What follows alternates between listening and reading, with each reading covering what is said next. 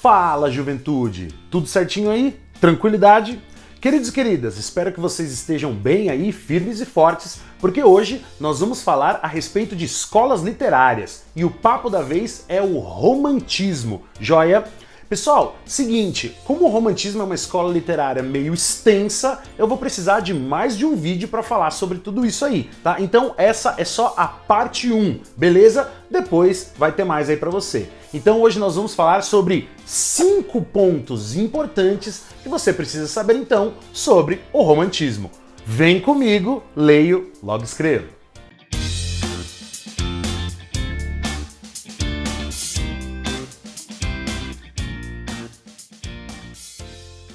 Bom, pessoal, como eu sempre faço aqui nessas aulas, a respeito de escolas literárias, eu gosto sempre de começar falando a respeito do quê? Do contexto histórico, que envolvia ali a escola literária. Joia?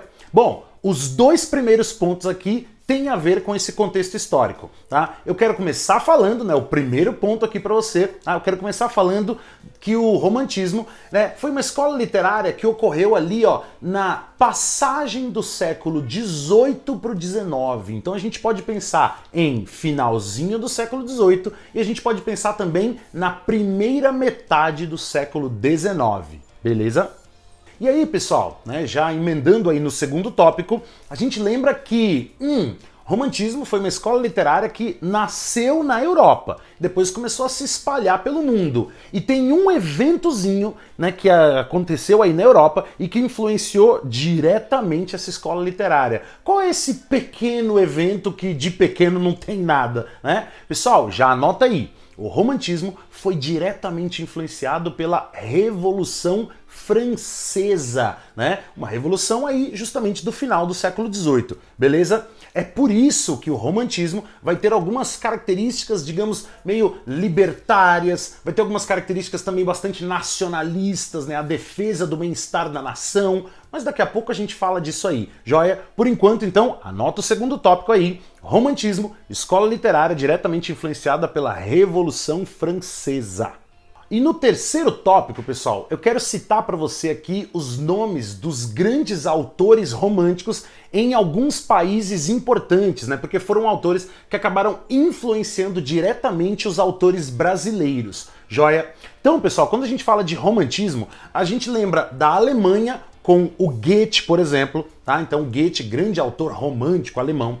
A gente lembra aí, pessoal, da França com Victor Hugo, ou Vitor Hugo, beleza? Grande autor romântico também. A gente lembra de Portugal, hein? E aí eu destaco 2 autores em Portugal. Dá pra gente destacar aí o Camilo Castelo Branco e também Almeida Garrett, Ou Almeida Garrett, beleza? Então, autores importantes aí. Por que não falar também dele, Autor britânico aí, autor inglês, o poeta Lord Byron, também foi um cara que influenciou demais os autores brasileiros. E aí você deve estar pensando, Fefô, mas e os autores brasileiros? Você não vai falar deles? Vai ficar só falando aí da gringa? Pessoal, o lance é o seguinte, o romantismo brasileiro é muito grande e é muito complexo. Então o romantismo brasileiro vai ficar para uma parte 2, Nessa parte 1 aqui, vamos falar das influências e depois a gente fala aí de como a coisa aconteceu aqui, tá? Mas esses nomes aí que eu falei para você, guarda esses nomes porque eu vou voltar neles no próximo vídeo para falar a respeito da ideia de influências aí.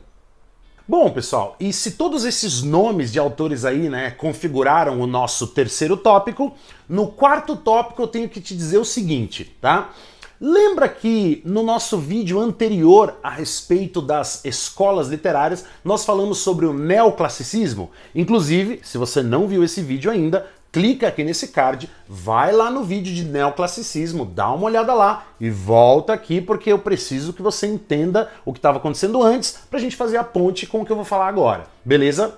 Pessoal, seguinte, o romantismo, anota aí, vai negar os ideais do neoclassicismo. Lembrando que o neoclassicismo também pode ser chamado aí de arcadismo, mesma coisa, beleza? Lembra comigo que lá no neoclassicismo, ou arcadismo, o que a gente tinha era o quê? A busca pela paz de espírito, pela tranquilidade, não é? Os neoclássicos, os árcades, estavam querendo o quê?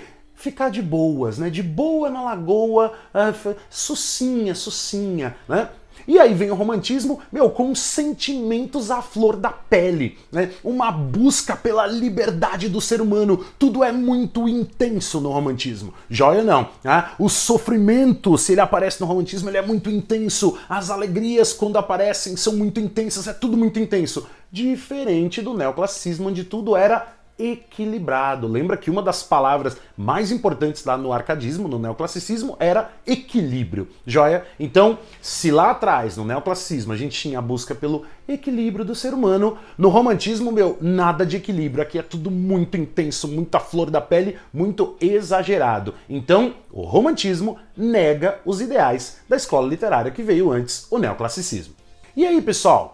Para falar do nosso quinto tópico, eu quero trazer para você algumas características gerais dessa escola literária aí do romantismo. Eu quero começar destacando 3 aqui, hein? Tá? Pessoal, quando a gente fala de romantismo, a gente fala de um intenso egocentrismo, a gente fala também de muito sentimentalismo e a gente fala de um forte nacionalismo. Joia?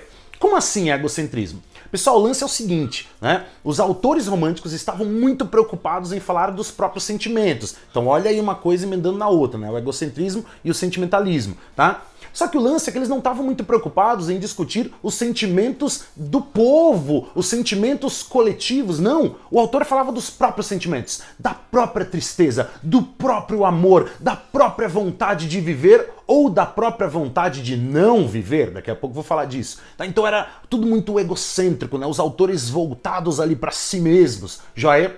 Né? E por que a gente tem então esse forte sentimentalismo? Porque tudo era muito exagerado. Né? Se na escola literária anterior, né, tudo era pautado na razão, no equilíbrio, né, que é o neoclassicismo, aqui não tem razão, aqui tem emoção.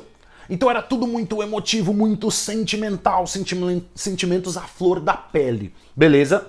E aí vem também o lance do nacionalismo. Pessoal, o romantismo tinha como premissa, como ideia, enaltecer, exaltar a nação. Né? Claro, cada autor ligado ao seu próprio contexto. Então, no romantismo alemão, né, exaltação do ideário alemão. No romantismo francês, a mesma coisa, porém com a França. Por aí vai, e no Brasil aconteceu a mesma coisa. Então o lance era mostrar ali no texto que o país, que a nação era grandiosa, que tudo era motivo de ser louvado. Então o nacionalismo, né? Vamos defender a pátria. Então isso é muito forte no romantismo. Lembra que isso acontece justamente porque lembra comigo da influência lá da Revolução Francesa. Uma revolução que aconteceu em prol do quê? Né? Em favor do quê? Em favor do bem-estar mundial? Não. Revolução Francesa aconteceu em prol, né, da melhoria ali do bem-estar dos franceses. Beleza? Então, uma revolução de caráter nacionalista. Joia ou não? Tá? Logo, o romantismo, né, que ocorreu aí em várias partes do mundo, vai acabar sendo influenciado por uma revolução também de caráter nacionalista. Então vai acontecer de maneira nacionalista. Dicas importantes aí, mas tem mais características, hein? Por exemplo, a gente fala da ideia de idealização.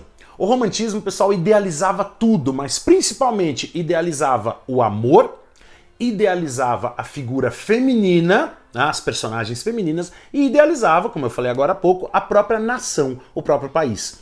Então as mulheres, o país e o amor era tudo muito idealizado. O romantismo não flertava muito com uma visão realista de mundo. Isso vai acontecer na escola literária seguinte, depois a gente chega nela. Já é o romantismo, então, idealiza. É tudo perfeito, é tudo distante da realidade, é tudo fofinho. Joia ou não? E por que exatamente que o romantismo idealiza tudo? Ora, o romantismo vai idealizar tudo justamente por conta dessa outra característica que eu trago aqui para você agora, que é a ideia de fuga da realidade. Pessoal, os românticos, eles não estavam muito contentes com o mundo real. Por isso que eles tinham que idealizar, eles tinham que fugir disso. Por quê? Eles sabiam que, a vida real não é tão fofinha assim. Então esse caráter perfeitinho estava só lá nos textos. Joia, tudo muito idealizado. E aí eles fugiam da realidade. É por isso que alguns textos vão ter também um tom melancólico muito forte, né? Essa fuga da realidade, essa tentativa de sair daqui é sempre uma ideia meio melancólica. Por quê? Porque nós estamos aqui, na realidade. A gente tenta fugir, mas não foge, porque a gente está aqui o tempo todo. Joia? Então as ideias de morte, falei para você agora há pouco, né? Esse distanciamento, esse não querer viver, viver, a ideia de morte e a ideia de sonho vão aparecer muito nos textos românticos também. Por quê? Por conta dessa tentativa, então, de fuga da realidade. Já é uma ideia meio melancólica de ter que idealizar o mundo, porque o mundo real parece que não é tão legal assim. Tudo bem, queridos e queridas? E pessoal, com esses 5 pontos você já tem uma bela ideia aí, né, a respeito do romantismo. Lembrando que esse vídeo aqui foi só a parte 1, beleza? Na parte 2 eu vou falar especificamente do romantismo brasileiro, né, que merece um vídeo só pra ele porque a coisa é bastante extensa e complexa. Joia? Então vamos pensar nisso e a gente já vai se preparando para um próximo vídeo aí. Beleza? E é isso, queridos e queridas. Mais uma vez, brigadão aí pela companhia, pela parceria. Tamo junto. Se você não se inscreveu ainda, se inscreve no canal, ativa o sininho e assim você não perde nada aí para os seus estudos em língua portuguesa, literatura, redação e por aí vai. Beleza? Leio, logo escrevo. Como sempre, até uma próxima. Valeu e tchau!